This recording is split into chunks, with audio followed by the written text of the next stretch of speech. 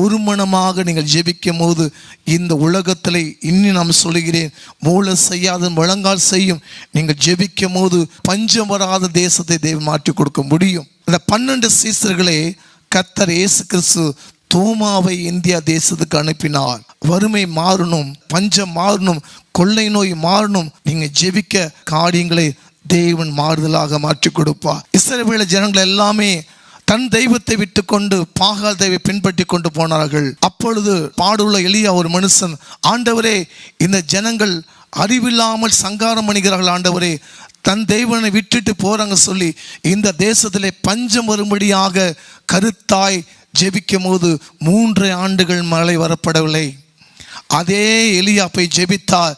3 ஆண்டுகளுக்கு பிறகு அந்த மழை வந்துச்சு. இன்றைக்கு பார்த்து கொண்டு கர்த்தருடைய தேவ ஜனமே, வனாந்தரமான வாழ்க்கை, வறண்டு போன வாழ்க்கை, நாளைக்கு என்ன செய்வேன் தெரியாத நிலைமையில் இருக்கலாம்.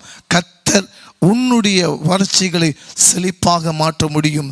செழிப்பான நாட்களை கர்த்தர் உனக்கு தருவார்.